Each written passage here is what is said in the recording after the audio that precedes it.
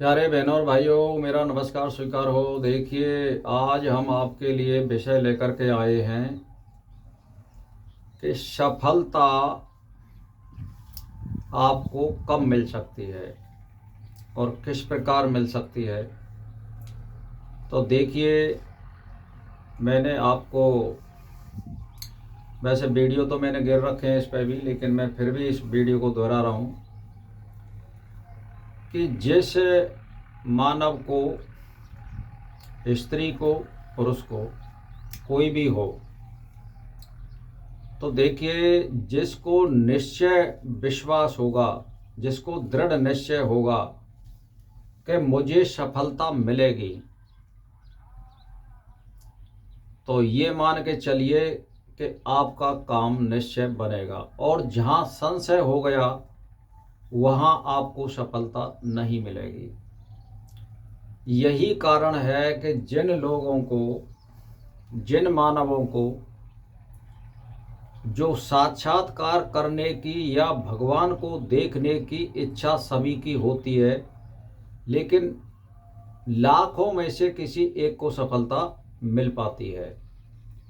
तो कहने का मेरा मतलब ये है, फोकस आपको एक जगह होगा और जिसको दृढ़ निश्चय होगा कि हमारा लक्ष्य क्या है। जैसे मान के चलिए, कोई विद्यार्थी पढ़ रहा है परीक्षा में और उसने ये लक्ष्य बना लिया अपने दिमाग से और मन से कि मुझे तो पूरे भारत में टॉपर बनना है, यानी सबसे प्रथम अव्वल आना है मुझे।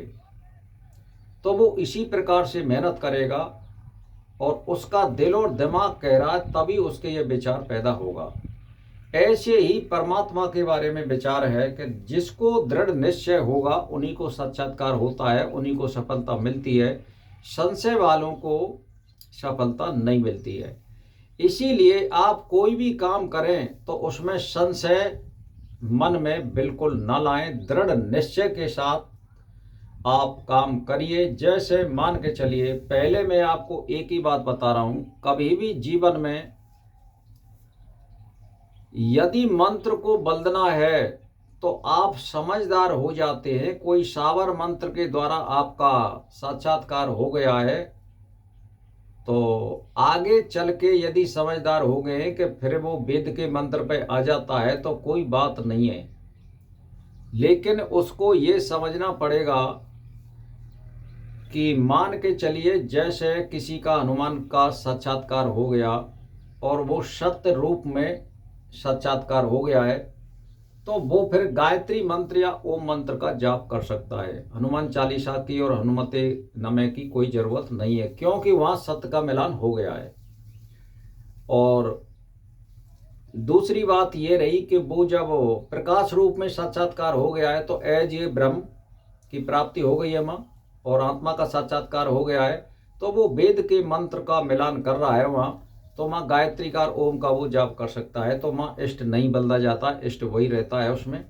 तो मेरा कहने का मतलब ये है कि मंत्र कभी भी, आप कोई भी मंत्र या इष्ट को मत बदल दिए। एक ही इष्ट रहता है जीवन में, बार बार इष्ट को मत बदल दिए। यदि मान के चलिए आपने अनसमझे में कोई शिक्षा ग्रहण कर ली है और वो स्वार्थ सम्मत नहीं है और क्रिया युक्त नहीं है या फल देने वाली नहीं है, तो उसको बदला जा सकता है। अन्यथा मंत्र पर दृढ़ विश्वास करने पर निश्चित सफलता मिलती है। चाहे वो परीक्षा हो, चाहे वो आत्म साक्षात्कार हो, या कोई भी कार्य हो, जहां पर संशय हो गया वहां सफलता नहीं मिलेगी। इसीलिए आप किसी बात पर दृढ़ निश्चय करिए। परमात्मा की प्राप्ति करने के लिए भी आपको दृढ़ निश्चय करना पड़ेगा कि ये होगा और मैं करके रहूंगा। तभी आपको आगे पीछे नहीं देखना है, आपको बस फोकस वहीं पर रखना है। और जिन्होंने इधर उधर की फोकस को हटा दिया और ध्यान केंद्रित नहीं किया, इसीलिए हमें षट चक्र भेदन की जो विधि है, जैसे मैंने जो बिंदी लगा रखी है, ये आज्ञा चक्र बोलते हैं, इस पर ध्यान लगाया जाता है। वो क्यों लगाया जाता है कि यहाँ पर केंद्रित किया जाता है, यानी जो मन की जो जितनी भी वृत्ति हैं वो एक बिंदी में लानी पड़ती हैं, जिससे उसका भटकाव ना हो सके, हमारा फोकस एक ही जगह पे हो और प्रकाश